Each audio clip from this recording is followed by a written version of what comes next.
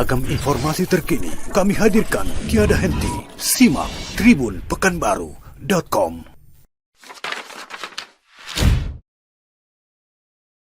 Halo Tribuners, bertemu lagi dengan saya Erwin Ardian, pemimpin redaksi Tribun Pekanbaru.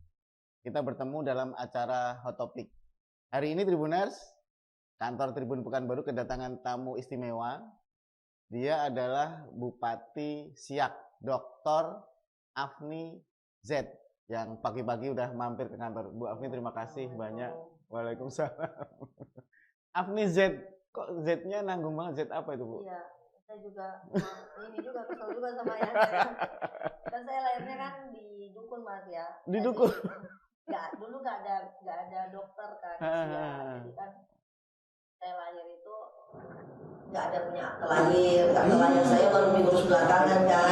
Jadi nama ayah saya Zulkifli, oleh Afni binti Zulkifli, tapi cuma dibuat Z, agak repot juga ya Z gitu kan. Tapi dibikin akte lahirnya itu ya udah nerima lah saya kan namanya. Agak susah kalau saya punya jurnal ilmiah. Nanti saya dosen kan, jadi kalau di jurnal ilmiah itu kan Z-nya harus di depan. Jadi harus mencari jurnal ilmiah Afni itu agak sulit gitu, Z dulu gitu. Jadi Tribuners, Bu Dr. Afni ini unik.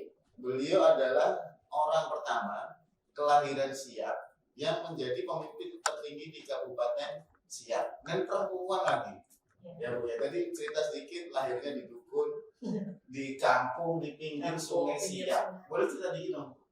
Ya, Siak, Sri Indrapura. Saya lahir tidak jauh dari Istana Siak, kampungnya Kampung Rempak, tepi sungai. Kami bahkan saya sampai SMA nggak punya kamar mandi. Terus mandinya? Ya semua di sungai. Serius? Iya, semua rakyat Siak juga semuanya di sungai, Mas.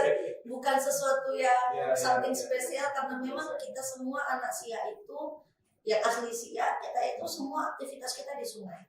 Mandi, apa semua di sungai. Mencuci baju, apa. Jadi kalau untuk masak kita nampung air hujan. Saya sampai SMA rumah kami nggak punya kamar mandi. Karena di pinggir sungai. Semua di pinggir sungai. Tercukupi lah sama kebutuhan. Semua kami dari alam. Nah, jadi kalau mau masak tanam ubi, ada ubi. Pergi ke hutan, ada buah. Jadi dulu masih banyak hutan. Dulu waktu saya lahir aja kata ibu saya beruang-beruang juga biasa tuh di bawah rumah. Beruang? Ya biasa, dari beruang hutan itu ada beruang. Yang apa, harimau itu dulu itu monyet, apa beru kami bilang itu biasa gitu. Ya betul-betul anak kampung lah kami. Anak kampung ya.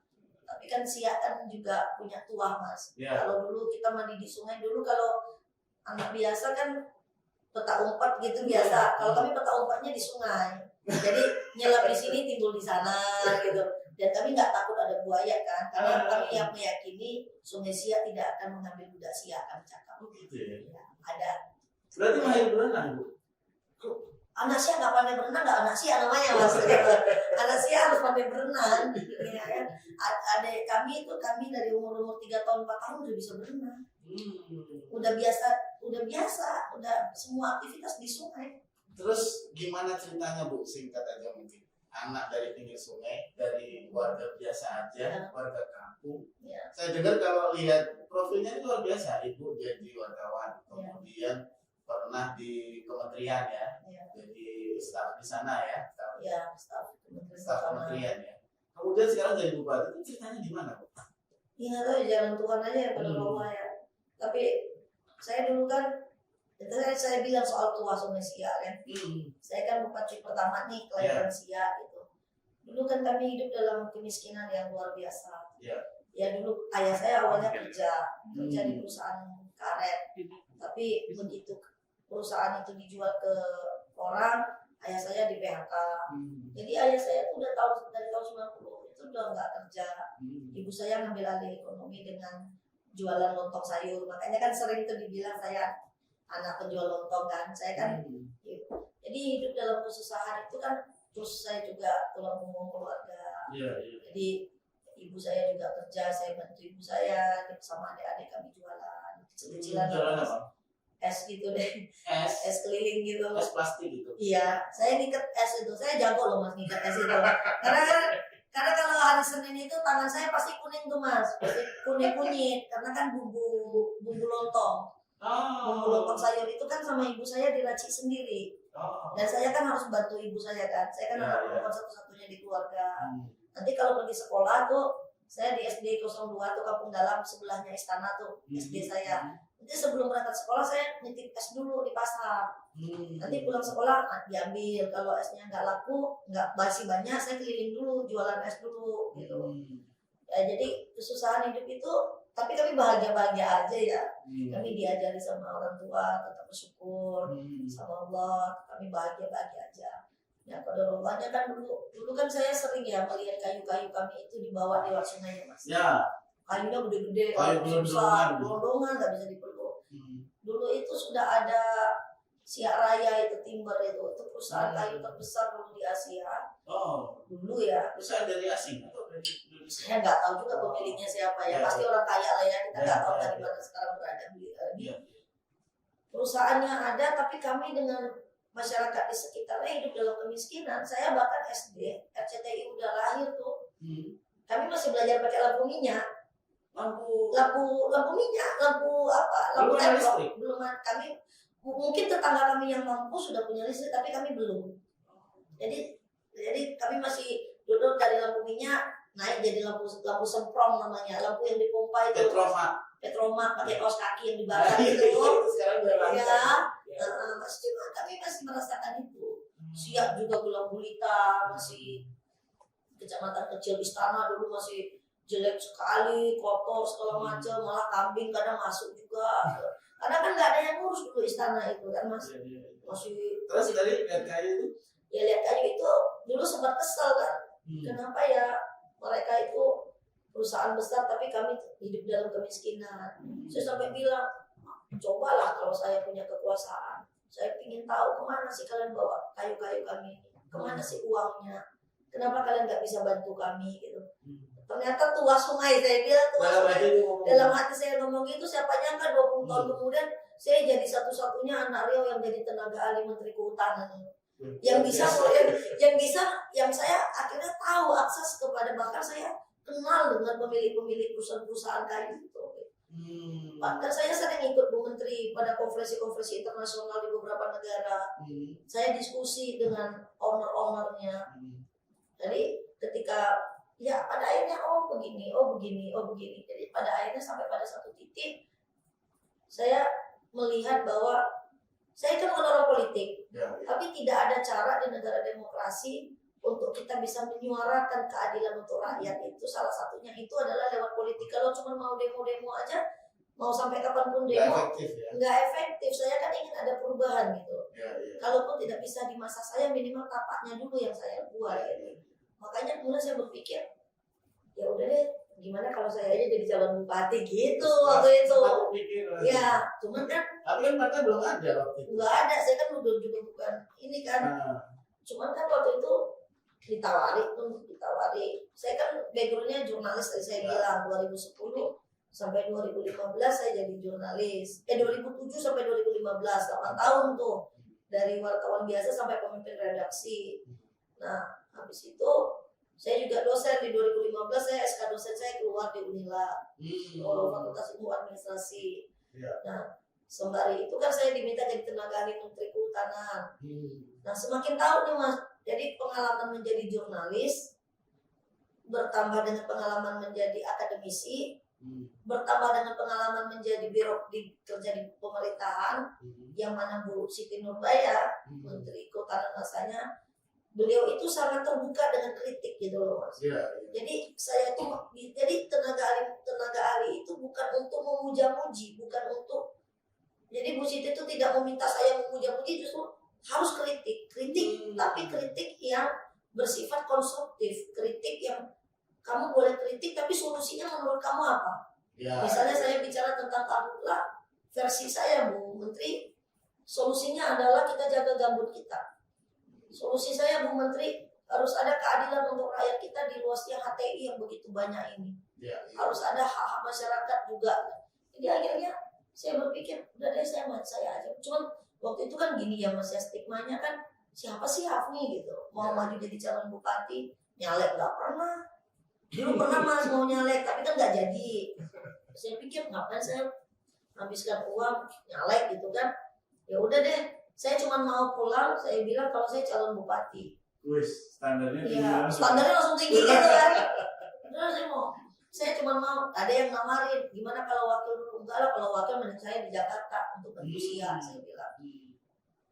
Yang penting saya pulang dan, tapi begitu saya bilang mau jadi calon bupati kan, mungkin 10 orang yang saya ketemu, 9 orang pasti ngetawain pasti gitu. Iya.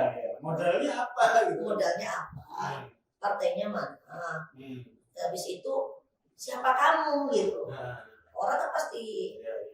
melihat itu. Tapi makanya saya bilang, saya rasanya tahu apa yang dibutuhkan rakyat Siak. Karena dari kecil kan saya merasakannya gitu. Iya. Bagaimana ketimpangan itu terjadi. Ya. Lalu saya lihat peta Siak, saya hafal peta Siak, Mas. Saking itu aja terus yang saya lihat.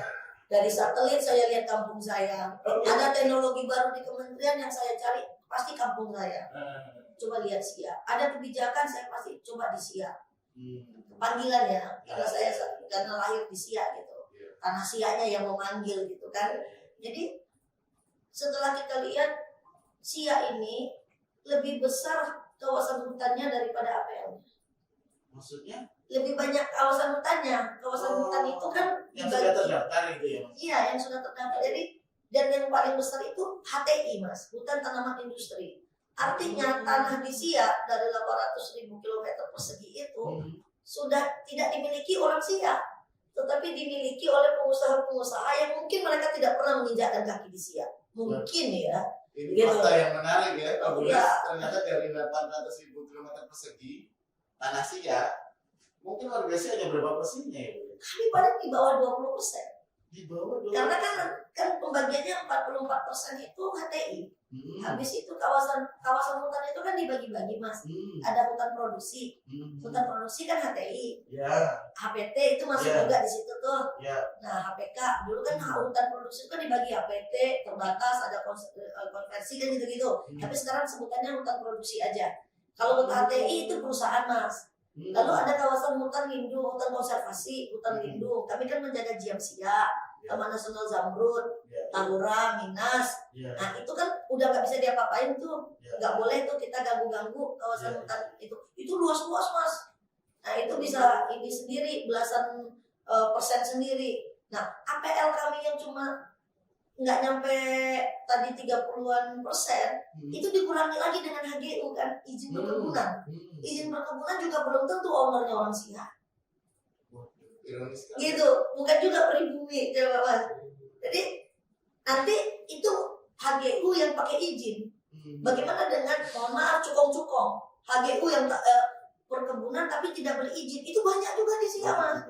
Itu ada yang satu orang punya 1.000 hektar. Sawit semua. Tak ada izin.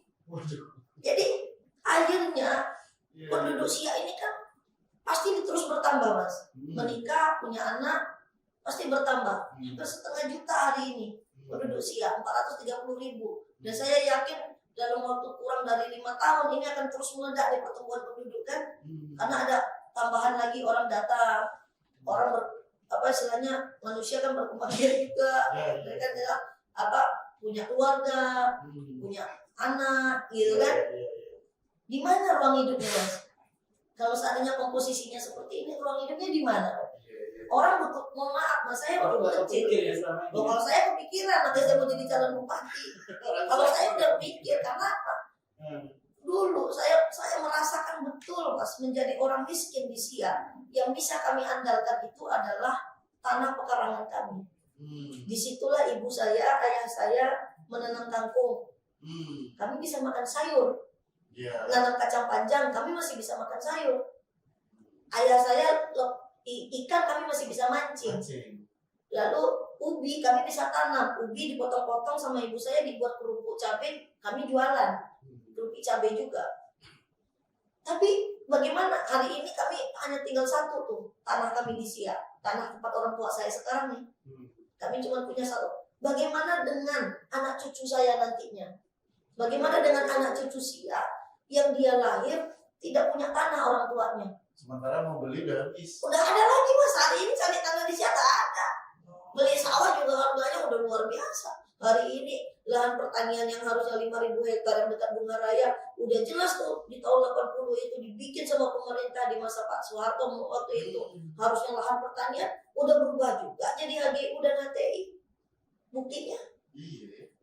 Jadi kalau saya udah mikir, makanya waktu beberapa orang menyarankan, Afni, kamu tuh belum ada pengalaman di politik, kamu ini masih belum ada apalah gitu. Nanti aja maju, saya bilang enggak. Ledakan persoalan lahan, karena saya dari 10 tahun hampir di Kementerian Kehutanan, saya prediksi akan terjadi di periode ini. Maksudnya ledakan itu gimana? Ya kan konflik jadinya, Mas. Oh, Ada rebutan ruang hidup antara rakyat pribumi, rakyat setempat, rakyat yang tinggal di dalam di Siak. Mereka kan butuh hidup. iya. Mereka butuh kehidupan dan sumber penghidupan. Sementara di hadapan mereka ada perusahaan, apakah sudah memberikan keadilan? Semalam saya bersyukur sekali, Mas. Ya. Saya punya sahabat-sahabat. Saya bilang ya, saya berteman baik dengan banyak kawan-kawan perusahaan. Ya. Karena saya di kementerian. Ya. Tapi saya bilang sama mereka, tapi kalau kalian misalnya tidak menganggap kami ada, tidak menganggap rakyat Siak ada, saya pasti di depan rakyat. Saya bilang, oh nggak apa-apa Bu Afri, kita cari jalan tengah. Alhamdulillah sekarang saya kira pelan-pelan, meskipun ada yang kebobolan, saya akui ada yang kebobolan. Saya kurang dari seminggu saya menjabat, pecah konflik di Tumang. Kan 14 orang tersangka ini sekarang, Mas, termasuk kepala desa kami. Yang anarkis kita tidak dukung lah, pasti kita kecam. Tetapi kan mengapa mereka menjadi anarkis? Karena ada perusahaan ingin memperluas RKT mereka, usaha mereka, nanam akasia dengan mencabut sawit rakyat tanpa melibatkan Pemda. Nah ini nih kebiasaan perusahaan yang kemudian saya kritisi habis-habisan. Kalian boleh izinnya dari kementerian, tapi negeri ini ada tuannya, ada bupatinya, ada camatnya. Jadi minimal kalau perusahaan main di ranah konflik, minimal laporlah ke camat. Ini kita mau main di ranah konflik, jangan menganggap rakyat Siak ini batu atau nggak punya hati gitu. Mungkin saja mereka ketipu oleh cukong, bisa nih Mas jual beli, terlepas bahwa rakyat ini salah. Tapi kan ketidaktahuan mereka juga menjadi kesalahan kita negara yang tidak bisa mengedukasi mereka bahwa ini adalah kawasan hutan. Karena coba tunjukkan sama saya, Mas, saya sering nantang perusahaan, tunjukkan sama saya tata batas kalian. Nah itu. Kalian juga dikasih izin juga nggak kasih tata batas. Hari ini giliran rakyatnya sudah tanam sawit di situ, sudah jadi sumber penghidupan. Tiba-tiba kalian mengatakan ini kawasan milik kalian yang dititipkan negara. Kecuali kalian pagari itu barang. Itu Tanpa sosialisasi ya. ya, itu kejadian kemarin. Tapi pasca kejadian kemarin, alhamdulillah sudah 20 tahun berkonflik. Alhamdulillah untuk pertama kali ownernya SSL hadir Mas di Siak. Itu karena saya telepon sana sini juga. Saya bilang ini bupatinya saya loh ini sekarang. Saya bilang boleh dihargain gitu. Dan habis itu tolonglah dihargai. Kalau dulu tidak menghargai, tolonglah dihargai. Supaya kita mencari titik tengah, rekonsiliasi. Kita juga, kalian kan kita Mas Siak ini sudah nggak bisa ngapa-ngapain lagi. Kami sudah harus menerima kenyataan bahwa hutan yang kami dulu memberikan kepada kami kehidupan, hari ini berubah menjadi akasia, HGU, lalu memberikan penghidupan untuk negara. Kan untuk negara nih ceritanya nih. Lalu nanti balik lagi ke kami dalam bentuk DBH kan begitu. Cuman kan tetap aja selaku kepala daerah, kami aja sekarang lagi nulis DBH kami tepat waktu gitu. Ya kan padahal ini hak kami gitu. Ini kan hak kami yang mudah-mudahan tayangan Tribun ini ditonton sampai ke Jakarta gitu. Kami berharap, bermohon kan begitu jadinya Mas. Bahwa minyak kami sudah dibawa, hutan kami sudah diubah jadi akasia, jadi HGU, monggo kami silakan. Bahasa kami, apalagi bahasa saya selaku bupati, kami mendukung penuh keputusan pemerintah pusat yang ingin meningkatkan pendapatan negara. Kami mendukung penuh untuk meningkatkan produksi minyak, mendukung penuh untuk meningkatkan produksi dari konsesi HTI maupun HGU CPO. Tapi tolong hak kami dalam bentuk DBH itu kalau bisa bayarnya jangan ngicrit-ngicrit gitu loh Mas. Selama ini gitu ya Bu? Ya iya Mas. Nah, satu kadang dikirim 20 miliar, nanti dikirim lagi 50 miliar. Kebutuhan kami kan lebih daripada itu, hak kami juga lebih daripada itu gitu. Yang kami tuntut ini tidaklah lebih, tidaklah apa, memang hak gitu. Itu kewenangan ada di keuangan atau di Kementerian Di keuangan. Di keuangan. Iya. Tapi kami yakin lah nanti kayak Moranti pula nanti. Ini kan Mas, nanti masuk saya tuh ini pandai-pandai juga nih editor yang ini kan. Nanti salah-salah di ini dipelintir tahu-tahu udah jadi baju oranye pula saya kan. Jadi padahal yang disuarakan itu cuma hak. Dan mendukung ya program. Dan mohon maaf dulu ini mungkin kita harus menyuarakan. Kami ingin menyuarakan ini. Hari ini 80, hampir 80-an Mas. Angka pasti yang saya berikan. Kami punya 131 desa. Ya. Hampir 70-80 desa-desa kampung kami itu berada di dalam dan sekitar kawasan hutan. Di dalam dan sekitar. Di dalam. Jadi kalau di dalam sudah jelas Mas, kami nggak bisa bangunkan jalan akses untuk mereka.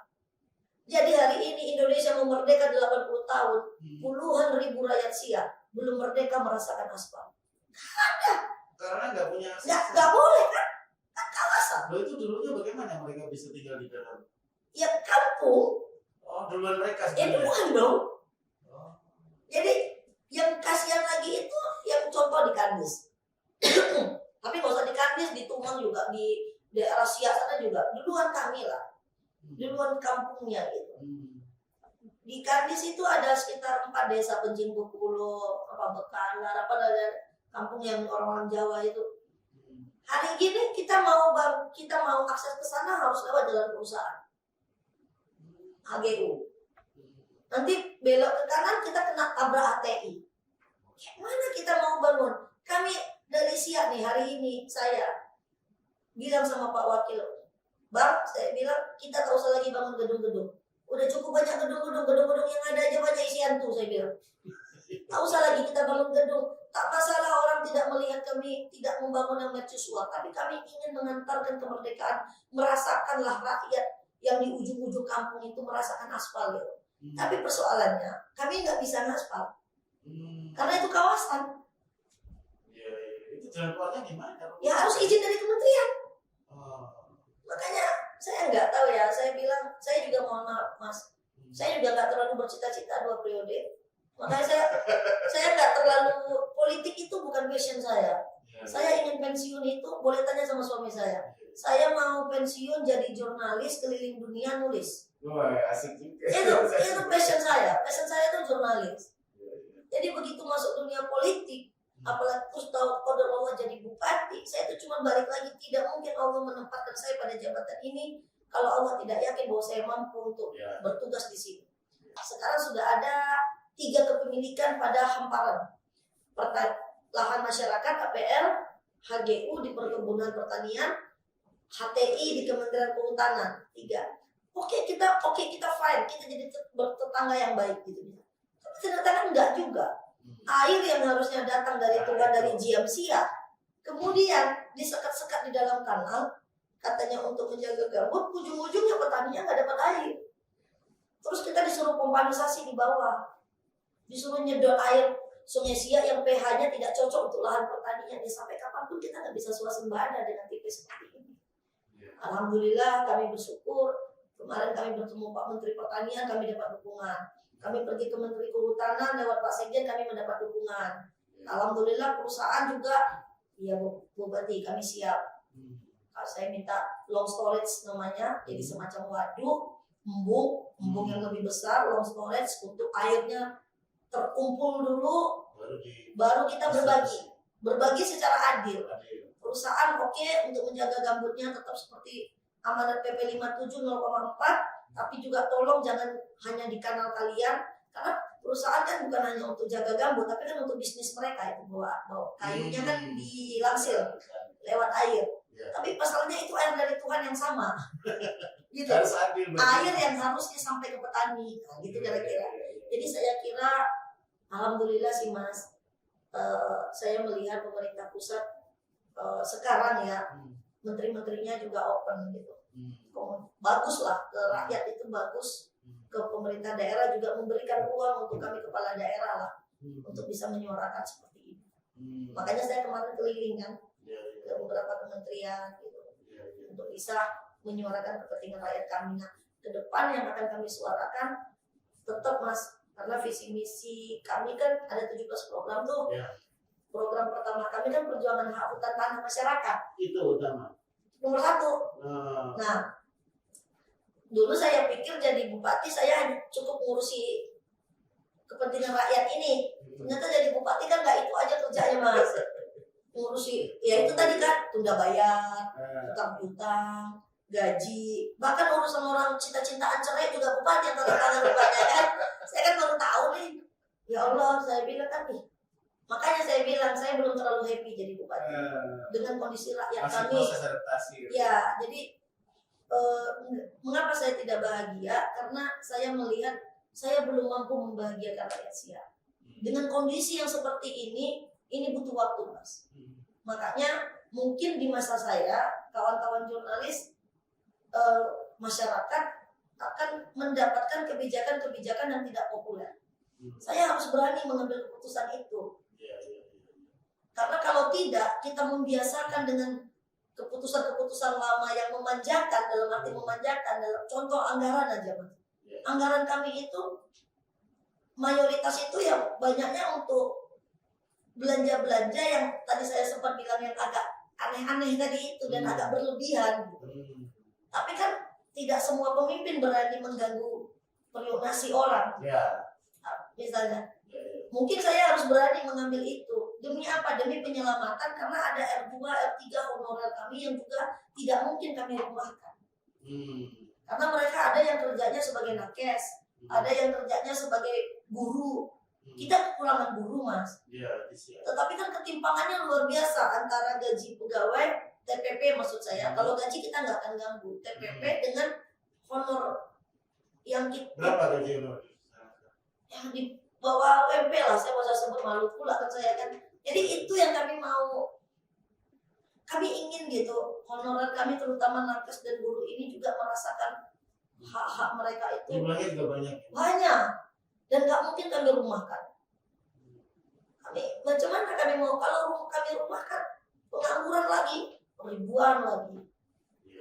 Nah sementara honor, saya pikir kayak TPP itu kan sesuai dengan kemampuan daerah. Kalau dulu Siak mungkin kaya boleh, tapi ini mohon maaf ini saya buka-bukaan aja karena saya orangnya buka-bukaan aja sih, meski ada yang saya sembunyikan gitu kan. Saya kerja cuma dengan satu. Saya nggak bilang tim ahli karena memang ini ya, saya cuma kerja bareng itu mantan Fitra tadi itu. Dia bersama mahasiswa-mahasiswa saya bilang tolong diteli gitu. Tapi di Siak ada loh jabatan yang TPP-nya 1 miliar. Hah? Serius? Iya. Jabatan TPP 1 miliar Iya. setahun? 1 tahun. Itu di luar gaji. Hah? Dan di luar tunjangan, dan di luar SPPD kalau dia tugas keluar kota. Iya.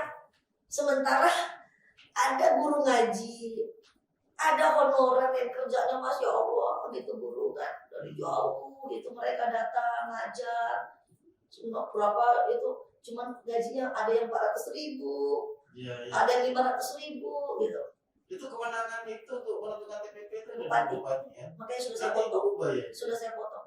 1 miliar setahun ya? Ada. Dan itu udah berjalan sekian lama? Iya. PNS ya? Iya dong. Ada juga yang pejabat 600 juta, 700 juta. TPP aja Mas. TPP belum gaji? Belum gaji, belum tunjangan. Belum tunjangan? Belum SPPD. Belum honor kalau mereka kerja. Jadi kalau mohon maaf, ada pegawai yang dia biasa saja nih jabatannya, itu take home pay-nya bisa 20 juta. Take home pay-nya? Dia bawa Tanpa jabatan? Tanpa jabatan. Itu bisa 20 juta. Sebulan? ASN. Ini mohon maaf, ini mungkin nanti pasti pada marah kan ASN sama saya. Ya. Tapi kan saya udah bilang, saya kan belum tentu juga 2 periode kan. Ya.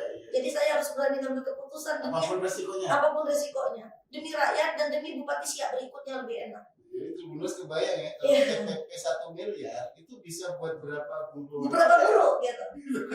Saya membayangkan itu nggak sampai hati saya Mas, sama guru honorer R2, R3, R4 kemarin kami waktu ke RSUD itu yang bersih-bersih sama perawat ada yang R4. Mas, dalam aturan kami ini sampai Desember ini mereka nggak boleh lagi nih Mas kami bayar. Tapi kan saya nggak mungkin merumahkan. Kami akan cari cara apakah dengan outsourcing kah atau apa supaya mereka bisa tetap bekerja. Tapi kan yang ASN harus ngalah dikit. Ya mungkin dengan men-setting ulang proporsional ya. Yes. Yang mungkin besar tapi nggak 1 M juga. PPP ya. Karena kan jadi gini Mas, saya sampaikan. Mungkin ini di sini nih pertama kali nih. Nanti kalau Tribun bisa mengedit dengan baik, pasti tontonannya banyak ini. Karena ini pertama kali nih saya cerita soal ini gitu. Karena kan sekarang isunya katanya tunjangan mau dihapuskan, terus TPP mau dihapuskan, itu nggak benar Mas. Meskipun kami punya hak untuk melakukan itu. Jadi TPP ini Mas, itu kan tidak wajib sifatnya. Sesuai dengan kemampuan keuangan daerah. Kami lagi nggak mampu hari ini Mas. Cuma saya tahu bahwa SK-SK pegawai saya sudah banyak di bank. Sudah banyak disekolahkan. Saya juga tahu bahwa banyak dari pegawai-pegawai kami yang mengandalkan TPP. Gitu. Jadi kemarin itu bahkan ada lagi tuh waktu kami rapat kecil gitu dengan tim ini, udah Bu potong 50% aja, saya nggak mau. Contoh di guru nih, ini paling banyak kan guru nih Mas, ASN guru, gitu. Udah Bu potong 50% aja sesuai dengan impres. Jadi bukan kata saya Mas. Jadi efisiensi itu kan perintahnya impres. Impres 1 2025. Tapi saya bilang dulu lah, saya kok nggak tega ya, gitu loh Mas. Saya kok nggak tega. Jadi pada akhirnya mungkin kami tidak ada kata turun Mas. TPP itu tidak ada kata turun apalagi dihapuskan. Yang ada itu adalah standar kemampuan kami membayarkannya yang akan kami sesuaikan dengan keuangan daerah. Nah, jadi mungkin ada yang dulunya kami bisa bayarkan 100%, mungkin kami mampu bayarnya cuma 75%. Tapi kan nggak hilang. Kalau daerah lain udah hilang Mas. Udah nol bahkan ada. Gimana cara ngaturnya keuangannya? Kami harus bekerja ekstra dengan cara meningkatkan PAD. Makanya ini kami lagi susun betul. Kami berharap semua ASN kami, BHL juga, untuk bisa produktif. Produktif apapun caranya, misalnya lurah, camat, orientasinya mencari uang, PAD. Makanya saya bilang saya tidak punya dendam politik. Meskipun lahir dari proses politik yang tajam, saya bilang, kalian kalau mau jabatan, paling enak di masa saya. Kalian buat surat kontrak kinerja, Bu Bupati, jadikan saya kepala dinas ini, insya Allah PAD-nya 2 kali lipat dari yang sebelumnya, saya lantik. Oh gitu ya? Jadi Enak aja, saja. Nanti kalau indikator kinerjanya tidak tercapai, di tahun yang dia janjikan, tahun pertama, tahun kedua kita ganti sama mereka yang mau mencari PAD yang lebih. Karena kan ini berkaitan dengan kemampuan daerah. Kalau PAD kami 1 triliun, R2, R3, R4, TPP mau 1 miliar, mau 2 miliar kami fine. Gak ada masalah. Karena sekarang semua mau saya buka-buka saja Mas. Makanya kan saya masih bekerja. Kenapa? Kemarin kan heboh tuh di viral-viralin, minjamin mobil sama tim. Saya bilang kan nggak mungkin tim saya, tim profesional saya bekerja naik kuda, kan nggak mungkin. Dan itu mobil bekas gitu. Dan tim kami ini bekerja itu masih pembiayaannya itu nggak boleh dari APBD, malah jadi temuan kalau dari APBD. Makanya harus kami talangi dulu gitu. Oh, tidak di SK kan atau? Kami masih, kalau yang ada satu yang di SK. Tetapi misalnya nih contoh, saya kan kaget ya Mas ya. Hari gini, terus saya kan anak muda nih. Anak muda, jadi waktu dilatih umur masih 39. Terus kita semua digital. Coba aja kita jadi wartawan. Pasti redaktur ngamuk-ngamuk tuh kalau beritanya lambat dikirimkan. Kita semua sudah versi digital semua. Coba Mas bayangkan, laporan keuangan manual Mas. Ke Bupati. Baru tulis tangan. Pokoknya laporan diketik, di print, baru dikasih ke Bupati. Saya nggak bisa lihat gitu loh. Ada sistem. Nothing. Jadi, mau sampai kapan? Laporan ini manual. Laporan Antrian di rumah sakit manual. Jadi orang datang ke rumah sakit tidak tahu kapan dia akan dilayani, udah nunggu aja dia berjam-jam. Itu orang yang tadinya awalnya mungkin sakit biasa jadi sakit semaput itu di rumah sakit mungkin dia. Ada udah banyak contoh sebenarnya kan Ya, aplikasi-aplikasi. Tapi kan bayangkan Mas, saya tanya programmer kami itu dulu pernah ada 4, ASN 1, 3 lagi cuma jadiin siap batu loncatan, habis setelah lolos putus dia pindah kemana. Hari ini Kabupaten Siak untuk melayani itu programmernya cuma 1 Sekabupaten. yang di Kominfo ya, sekabupaten. Yang di OPD mungkin ada lah programmer mereka, tapi kan ini outsourcing. Makanya saya kira untuk berubah ini agak butuh keberanian di Siak. Saya harus berani mengambil keputusan yang tidak populer demi Siak, demi Bupati Siak berikutnya. Saya yakin siapapun Bupati Siak berikutnya pasti akan berterima kasih. Berarti karena kan dulu pada nggak berani. Contoh lagi obat Mas. Obat di rumah sakit itu kita utangnya 50 miliar. 50 miliar. 50 miliar Sampai Siak.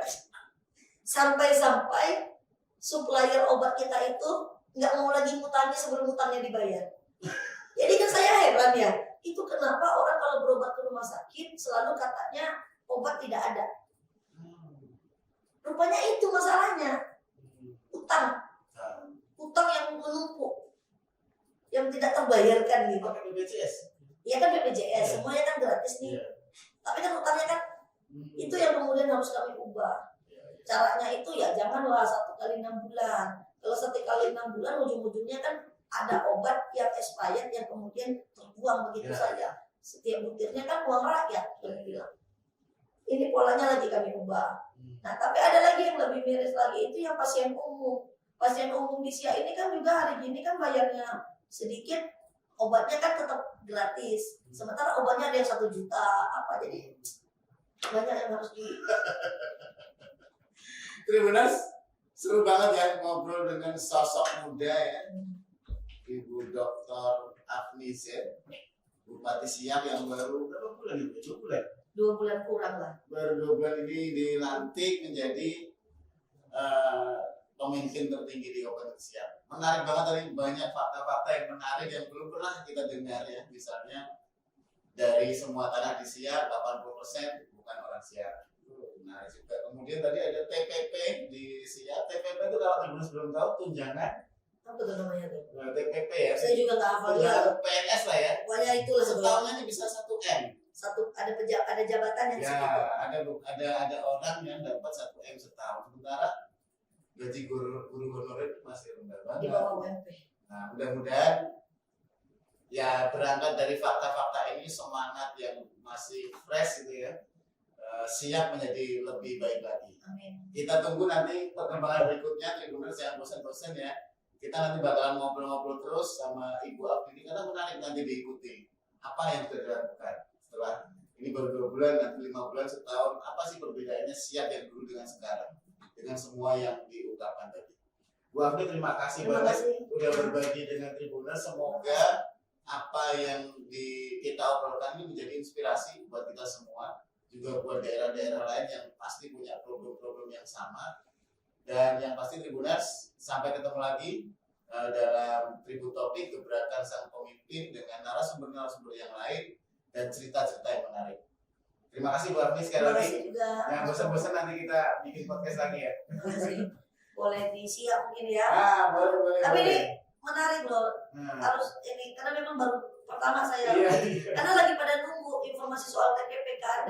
Cuma ada Pada deg-degan juga. ada dekan ini dihapus, apa saya pastikan tidak dihapus, tetapi kita akan rasionalisasi. Yang penting gaji tunjangan kita tidak ganggu, Mas. Gaji tunjangan kita tidak ganggu. Yang kita kadang contoh Mas izin saya minta waktunya. Contoh ada TPP 1 OPD, begitu kita lakukan rasionalisasi, kita punya uang 35 miliar. Uang 35 miliar inilah yang mau kita peruntukkan untuk membayar R2, R3, R4 kita. Tapi kalau mereka tidak mau berbagi, ya siap-siaplah akan ada pengangguran ribuan orang harus kita rumahkan. Apa tega? Jangan sampai ya. Iya, apa tega kita makan surang bahasa orang ini, kan gitu kan? Gaji tunjangan nggak kita ganggu gitu loh. Masa nggak mau berbagi di TPP? Kami kan nggak mungkin hanya menghabiskan anggaran hanya untuk membayar TPP, Mas. Sementara kami harus menggerakkan ekonomi, kita harus juga ada belanja belanja modal, harus ada jalan yang kita bangun, harus ada infrastruktur jalan yang harus kita perbaiki, gitu-gitu loh Mas. Banyak juga curhatnya jadinya ya. Tapi menarik banget dan yang pasti bermanfaat. Oke Tribuners, sampai bertemu lagi dalam hot topic berikutnya bersama saya, pemimpin redaksi Tribun Pekanbaru, Erwin Ardian. Salam Tribun. Terima kasih.